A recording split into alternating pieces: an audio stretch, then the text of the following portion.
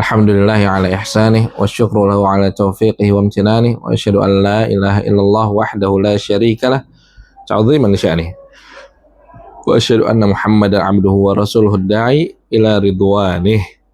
Kita lanjutkan tafsir surat Al-Mulk. Sebelumnya kita sudah membahas tentang nama-nama surat Al-Mulk, kemudian bahwasanya surat Al-Mulk merupakan surat Makkiyah dan keutamaan dari surat Al-Mulk berdasarkan hadis yang sahih. Sekarang kita masuk ayat yang kelima.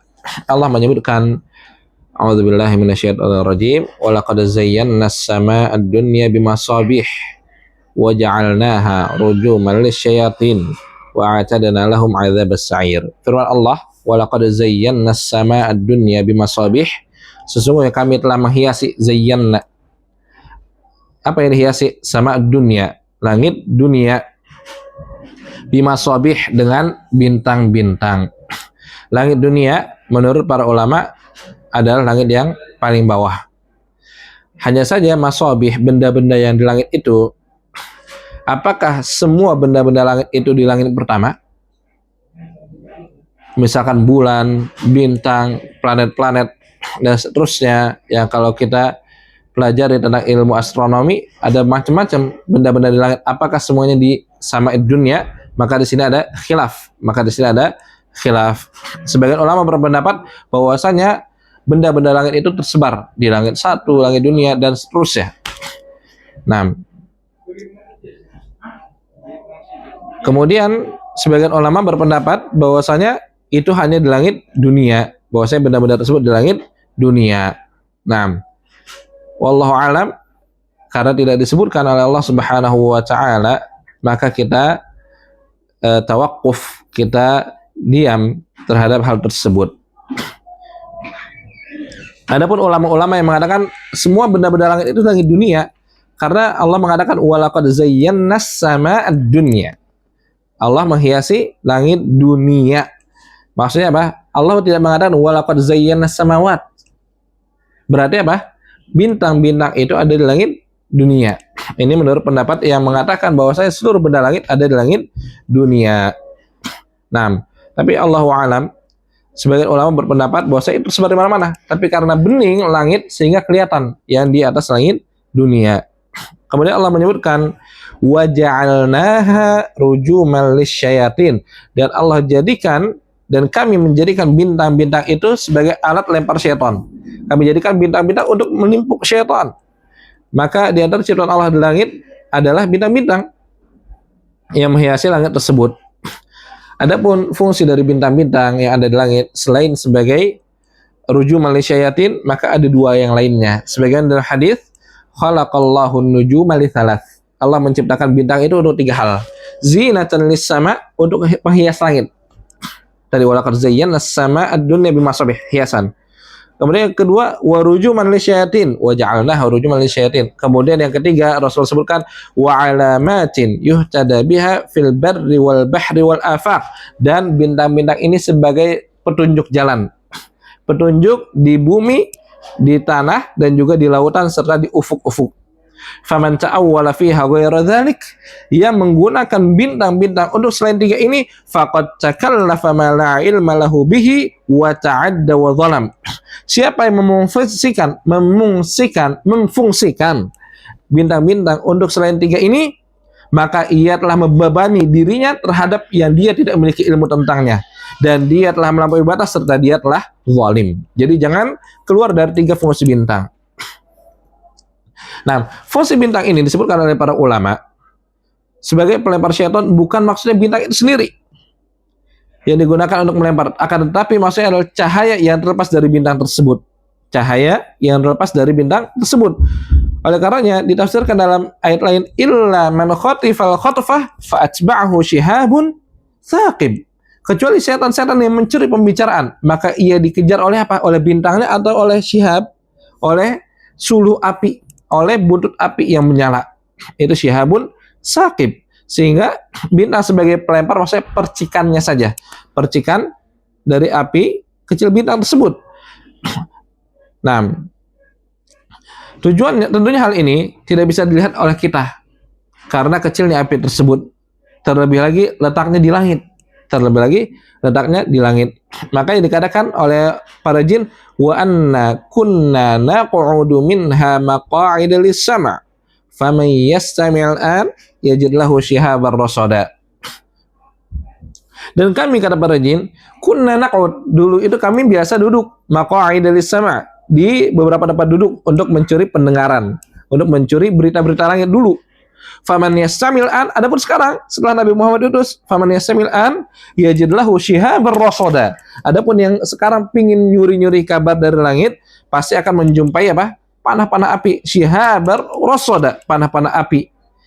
Kalau dulu sebelum Nabi Muhammad diutus, mereka biasa dengar, sehingga jin-jin dulu itu apa? Bisa benar.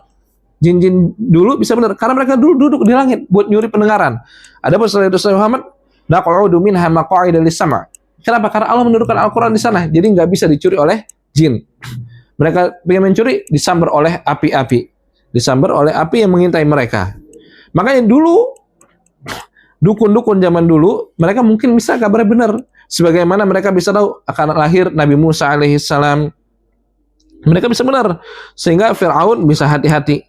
Tapi sekarang setelah diutus Nabi Muhammad SAW, mereka hampir-hampir semua yang disampaikan oleh dukun itu adalah palsu. Semua yang disampaikan oleh dukun itu adalah palsu, hampir semuanya. Sebagaimana dikatakan oleh Ibnu Hajar al-Asqalani, bahwasanya hampir-hampir nggak ada lagi yang berani mencuri berita, nggak ada lagi yang bisa mencuri berita dari langit. Wa anna kunna naq'ud, dulu mereka bisa duduk di sebagian tempat di langit buat nyuri apa yang Allah sampaikan. Tapi sekarang famiyasmi'an, panah apinya udah siap mengenai mereka. Nah, kemudian Allah menyebutkan walilladzina kafaru bi rabbihim adzabu jahannam wa bi'sal masir. Dan bagi orang-orang yang kafir yang kufur kepada Rabb-nya, bagi mereka azab jahannam, dan itu adalah seburuk-buruk tempat kembali. Dan itu adalah seburuk-buruk tempat kembali. Karena itu para pengikut mereka dari kalangan orang kafir, para pengikut jin juga seperti mereka. Allah ciptakan, Allah sediakan bagi mereka siksa neraka yang menyala-menyala. Kemudian Allah sebutkan idza ulqu fiha sami'u laha syahiqa wa hiya tafur. Jika orang-orang kafir ini dilemparkan ke dalam neraka. Tadi walilladzina kafaru bi adzabu jahannam. Azab jahannam wa bi'sal masir, itu dapat kembali idza ulqu fiha, ketika orang kafir dilemparkan ke neraka, sami'u laha syahiqa, mereka akan mendengar suara yang mengerikan, suara yang bergejolak, suara seperti api yang menggelodok. Wa hiya tafur, sedangkan neraka itu menggelak. Maksudnya neraka seperti apa? Seperti menggodok apa yang di dalamnya. Oleh karena wahiyya tafur idza ulqu fiha sami'u laha syahiqa. Orang-orang kafir ketika dilemparkan, belum masuk, masih dilemparkan menuju neraka, mereka udah ketakutan mendengar suara yang mengerikan dari neraka itu sendiri. Tafur artinya api neraka berkobar-kobar, seperti mendidih. Oleh karena yang menunjukkan bagaimana mengerikannya neraka tersebut, dia bergejolak dan suara-suara yang mengerikan. Kemudian Allah Subhanahu wa taala mengatakan takadu tamayyazu minal ghaidh, hampir-hampir neraka itu pecah. Hampir tamayyaz itu pecah-pecah. Neraka hampir pecah-pecah minal ghaidh, karena neraka marah kepada siapa? Marah kepada orang kafir. Takadu, hampir neraka pun hancur saking marahnya neraka kepada orang-orang kafir. Kemudian Allah sebutkan kullama ulqiya fiha. Tadi marahnya neraka disebabkan neraka ingin segera menerkam orang-orang kafir ini, ingin segera melahap orang-orang kafir tersebut. Kemudian kullama ulqiya fiha fauj, ketika dilemparkan sekelompok orang kafir, sa'alahum khazanatuha, maka penjaga neraka akan bertanya, alam ya'tikum nadhir, bukankah telah datang kepada kalian orang yang beri peringatan? Bukankah telah datang? Fauj, kata kullama ulqiya fiha faujun, menunjukkan bahwasanya orang dimasukkan neraka berkelompok-kelompok. Orang Yahudi dimasukkan neraka langsung satu kelompok. Orang Nasrani demikian. Orang ateis juga dilempar sekalian berkelompok-kelompok. Oleh karena Allah berfirman, "Uhsyurul ladzina zalamu wa azwajahum wa ma kanu ya'budun." Kumpulkan orang-orang zalim wa azwajahum, beserta pasangan mereka, beserta teman-teman mereka, wa makanu ya'budun, serta apa yang mereka sembah. Semua dikumpulin dulu baru dilempar oleh Allah di neraka. Kemudian alam ya'tikum nadhir, mereka menjawab qalu bala qad ja'ana nadhir fakadzdzabna wa qulna ma nazzallallahu min syai' in antum illa fi dhalalin kabir. Maka ketika penjaga neraka alam ya'tikum nadhir, bukankah datang kepada kalian yang memberi peringatan? Qalu bala, mereka jawab iya, benar. Qad ja'ana nadhir, telah datang kepada kami memberi peringatan. Fakadzdzabna, namun kami dustakan. Wa qulna ma nazzalallahu min syai', dan kami katakan Allah tidak menurunkan apapun. Maka in antum illa fi dhalalin kabir, semuanya kalian berada dalam kesesatan yang besar. Nah, in antum illa fi dhalalin kabir. Kemudian mereka mengatakan wa qalu law kunna nasma', dan akhirnya mereka nyesel. Wa qalu law kunna nasma', seandainya kami dengar, au na'akil, atau kami berpikir, ma kunna fi ashabis sa'ir, niscaya kami tidak termasuk penduduk neraka yang menyala-nyala. Di sini adalah penyesalan. Seandainya mereka dulu di dunia hidup, mereka berpikir, mereka menggunakan akalnya, mereka beriman kepada Allah, mereka tidak akan menjadi penduduk neraka. Namun penyesalan itu apa? Tidak bermanfaat. Penyesalan di akhir kiamat tidak bermanfaat. Sebab Allah Subhanahu wa taala tidak menjadikan kita sebagai penduduk neraka, dan Allah jadikan kita penduduk surga yang masuk surga tanpa hisab, tanpa azab. Nah, kemudian fa'tarafu bidzambihim, maka mereka pun mengakui dosa-dosa mereka. Fasuhqa, maka binasalah li ashabis sa'ir, untuk penduduk neraka.